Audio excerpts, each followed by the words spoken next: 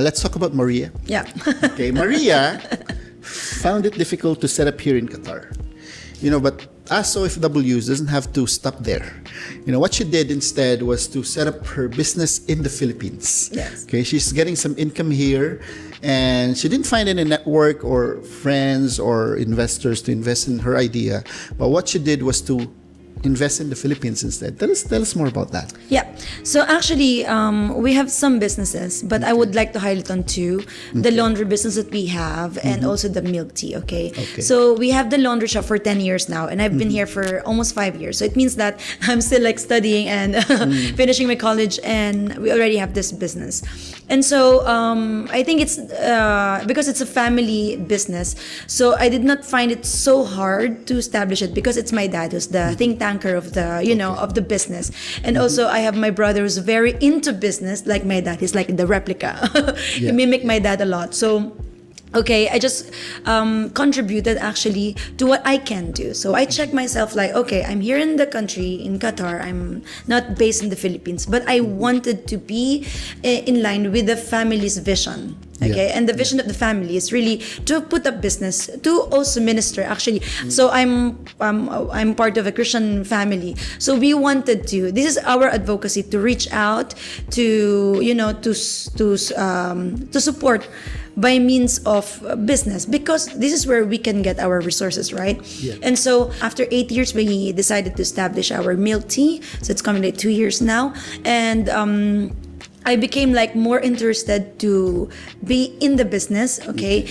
But because I wanted to start. Earlier you were saying about, okay, start now. Actually, I've started, but not really like physically and directly on what I wanted to. Because if you're gonna ask me, I wanted to put up my own preschool because I'm in the educational field. This is really what I wanted. So we're calling for investors out there if you have any. So I made my plans, my blueprint. I was able to tell it to my dad especially that this is what I wanted to.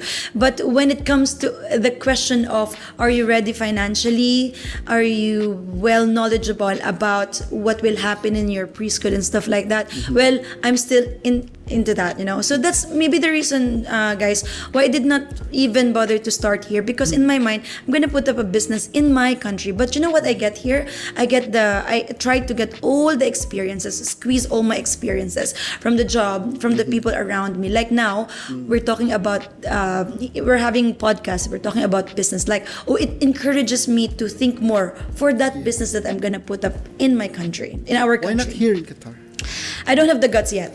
Okay. Yeah, I don't have I don't have the connection that I need. Okay. But if somebody will tell me, okay, I have the money, I have this vision like you, and I need someone to help me to do this with me, oh goodness, I'm gonna take that chance.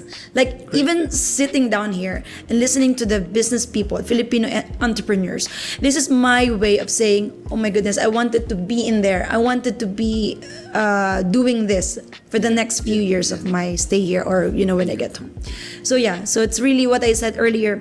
It's the connection that I need, and also like finances. So let's break the barrier out there. Yeah. This podcast is all about breaking the barriers. We think there's no capital. That's true, but only to a certain point. Because capital is out there, right? You just have to attract the right people who has the capital to really invest in you. Just like what Brandon said, just show yourself as the expert in your field, and people will come. Expose yourself, right? Yes. Before I was only, dreaming to have some coffee shop or something. One thing is that when I when I was looking for a part-time job, actually I was actually thinking same with you, ma'am, that like maybe I need some people to to give some fund or something. So when the school told me that actually, Brandon, you don't this school is don't give you any salary, only allowance. Okay. So okay, and then I know that this is a school, right?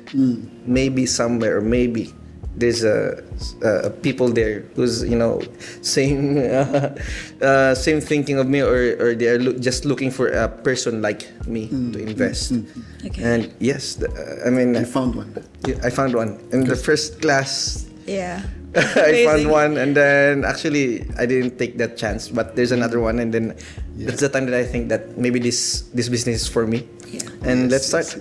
So like you're telling me, because what I'm I open up myself. yeah, this into impression is just to open up yourself. Yourself, yes. And just get into somewhere where you think there's opportunity. Like now, Yes. I see this very Expose yourself. Yeah. This Let them know exposure. that you're good at this.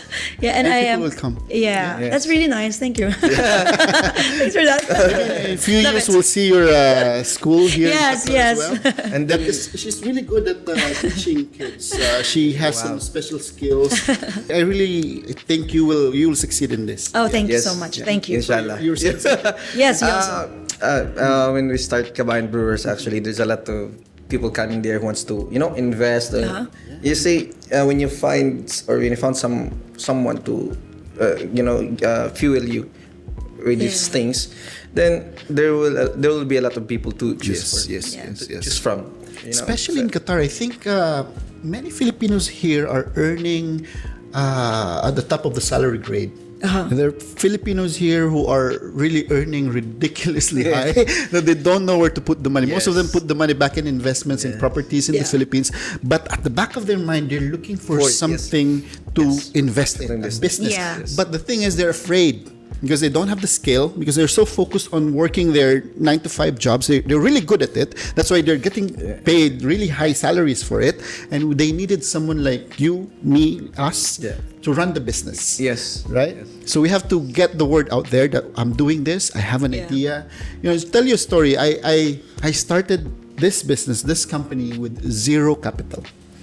The only capital I invested is my time and my expertise. I think they saw something in me, and then we started it. Now 5 years down the line, we have like how many companies? 3 companies already open and running now. We have done successful summits and forums around the world. All because of starting out. Because you find a partner, you give your 100% to it, and people will come, money will come, capital will come. But it doesn't mean that you don't have to also, risk something. It's a big risk, but I'm telling you, it's a risk worth taking. Oh, Yeah. So, I agree. Okay, so I think this is getting long now. Let's just hear from you, maybe some advice that you can give to the Filipino entrepreneurs or would-be entrepreneurs out there who's also looking at starting something. If you have something in your mind that you want to start, so know that kind of business. I mean, if there's a chance that, like, let's say in the coffee shop, so if there's a chance that you need to be a employee just to study the process, just to have this study the system. Yes, so you need to, I mean, the one of the things that will bring your business down is that your lack of knowledge. Yeah. So you need to invest in knowledge. Exactly. It's not about money. Yeah. It's not about you need to study. There's a chance that you will work for 1 year or minimum 6 months just to know the system, just to know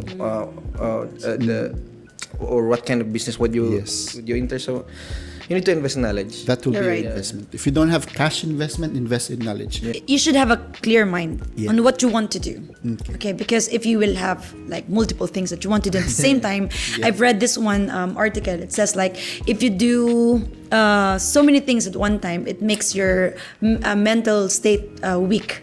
So you have to make sure that you have one specific goal at a time. Like think about it, and then I also believe that you have to pray about it, if that's really what's best for you, if that's the plan for you. And also if you get into that, then you have to be consistent when it comes to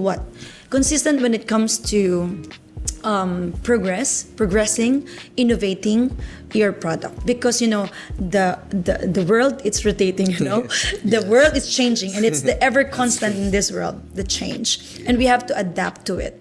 Like if you will not adapt the way you approach, the way you use your technology, the way everything, it will be hard for you to get into the market, get into, this kind of situation. Yeah. All right. So I think that will sum up. We'll probably have to do another session. Yes, I love it. I love talking Thank about you. all these things, how we can break the barriers and all. And at the end of it all, we just want to encourage all the Filipino OFWs out there who wants to start. Let us tell you that it's not impossible to start. It's not impossible to own a business here in Qatar or back in the Philippines if that's your case. But the thing is, you have to start. If you want to break the barrier, start pounding on that barrier. Successful businesses, we always see them when the walls were broken down, right? But we don't know the story. Like 10 years ago, they started pounding on that wall. Okay, we think they're an overnight success, but no. 10 years ago, they were pounding on that wall until it just came down. Okay, so you have to start now and start pounding until you see that barrier coming down. Yeah. So this has been Leo. Brandon. And Maria. Thank you so much for being with us at IBF Talks.